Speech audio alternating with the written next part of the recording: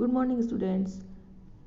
Today in this video we are going to start discussion about scope of ecology. कल वाले video में भी हमने इकोलॉजी की डेफिनेशन और इसकी हिस्ट्री और इसके अदर फैक्टर पर भी हमने चर्चा की थी। आप सभी जानते हो इकोलॉजी क्या है, दो शब्दों से मिलकर बनी होती, oikos and logos. The term ecology is derived from the Greek eikos, meaning habitation, or house is referred to the place of life. Ecology is a study of organism at home which is called as the environment. The term life and environment are inseparable. जैसा कि हमने कल पढ़ा था कि ecology क्या है, जंतुओं एवं पादपों को उनके नेचुरल हैबिटाट्स में, लिविंग ऑर्गेनिज्म को उनके नेचुरल हैबिटाट्स में स्टडी करना, जिस आवास में वो रहते हैं उस आवास के बारे में और उन जीवों के बारे में, दोनों के बारे में स्टडी करना इकोलॉजी कहलाता है। नेचर लिविंग और नॉन लिविंग दोनों के द्वारा ही, दोनों से ही बनी होती है, यानी दोनों ही नेचर के घटक कंपोनेंट्स होते हैं और एक दूसरे से ये रिलेटेड होते हैं।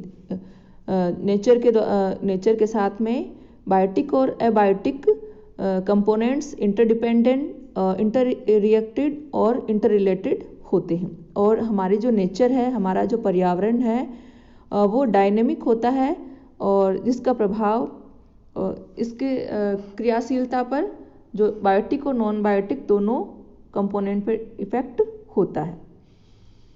तो इस तरह से हमने ये इकोलॉजी क्या होती है इसके बारे में हमने डिस्कस किया। अब the science of ecology involves the study of relation of organism और a group of organism to their environment and the study of totality of man and his environment. Ecology is environmental biology.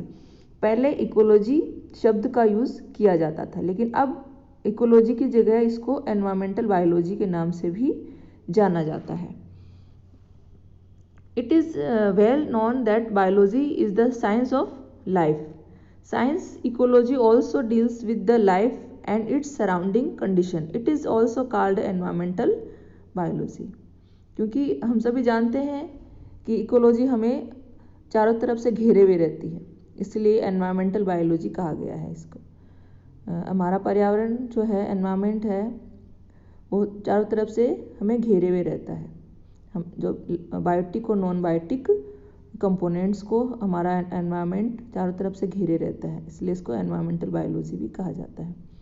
Ecology deals with the special distribution of N abundance of organism, the temporal changes in the occurrence, abundance and activities of organism, the interrelation between organism, communities and populations, the structural adaptation and functional adjustments of organism to the change in environments, the behavior of organism under natural environment, the productivity of organism, energy and other natural resources to mankind, and the development of interactive model for analytic और predictive purpose। तो ये सब क्या है, ecology इन सब के साथ में डील्स करती है। Ecology is the common aspect because of its focus on the higher level of organisation of life on earth and on the inter relations organism and their environment. Ecology draw heavily or many other branches of science।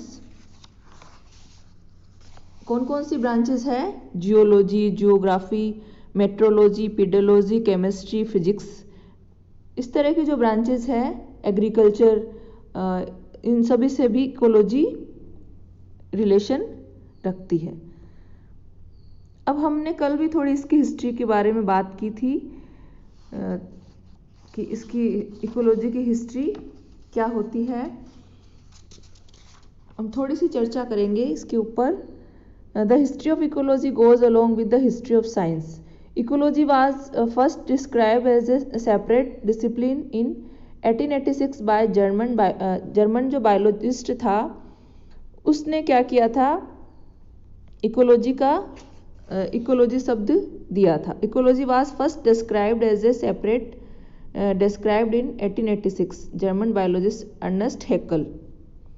Ernest Haeckel ने 1886 में ecology शब्द use किया था।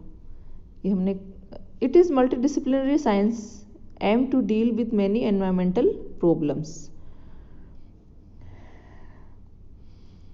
Theophrastus described the interrelationship between animals and between animals and their environmental as 4th century BC। थियोफ्रेस्टिस ने animals और environment के बीच के relation को बताया था। The exposition and botanical geography by the German explorer Alexander ने इकोलॉजी के बारे, जो ग्रोथ ऑफ इकोलॉजिकल अंडरस्टैंडिंग है इसके बारे में इन्होंने बताया था। और अलेक्जेंडर को ही फादर ऑफ इकोलॉजी कहा जाता है। तो फादर ऑफ इकोलॉजी किसे कहा जाता है, अलेक्जेंडर को। तो आप ये बात याद रखना, फादर ऑफ इकोलॉजी अलेक्जेंडर को कहा जाता है। He was the first to take on the study of the relationship between organism and their environment. He exposed the exciting relationship between observed plant species and climate and described vegetation zones using latitude and altitude, a discipline now known as जियोबोटनी। उन्होंने ही जियोबोटनी के बारे में हमें बताया था। Charles Darwin की बात करें हम, तो चार्ल्स डार्विन ने 1850 में अपने ओरिजिन ऑफ द स्पीसीज, तो उन्होंने significant of the concept of ecology इसके बारे में बताया था चार्ल्स डार्विन ने। From that time onwards ecology has passed out from a repetitive mechanism model to a biology and hence evolutionary model। Alfred Russel Wallace ने क्या किया था, contemporary and competition to Darwin was first to propose and इन्होंने और क्या बताया था, several author recognise at the time that species were not independent of each other and groups plant species, animal species and later into communities of living being of biosynthesis, coined 1877 by Carl Moebius। इसके पश्चात 1900 शताब्दी में ecology blossomed due to new discovery in chemistry। During the early 20th century, there was a expansion of ecological thoughts।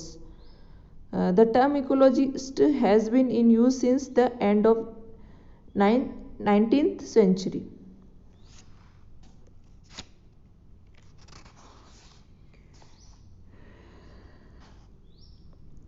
Over the 19th century, botanical geography and zoo geography combined to form the basis of botany। The science which deals with habitats of species seeks to explain the reason for the presence species in given location। The ecosystem author Tansley के बारे में आपने सुना होगा। It was in 1935 that Arthur Tansley the British ecologist coined the term ecosystem। Tansley नामक वैज्ञानिक ने सबसे पहले इकोसिस्टम के बारे में बताया। The interrelations established between the biosynthesis, the group of living creature। इन्होंने सबसे पहले ग्रुप ऑफ लिविंग क्रिएचर के बारे में बताया। Ecology thus become the science of ecosystem। Tansley concept of the ecosystem was adopted by the energetic and influent biology। Tansley ने सबसे पहले इकोसिस्टम टर्म दिया था। आपके एग्जाम में कई बार ही आता है ये कि कौन से वैज्ञानिक ने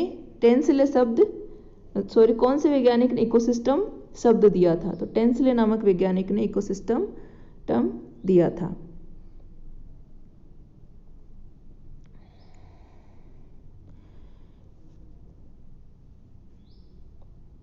इससे इसके तो इसके आगे हम चर्चा करेंगे इससे आगे वाले वीडियो में।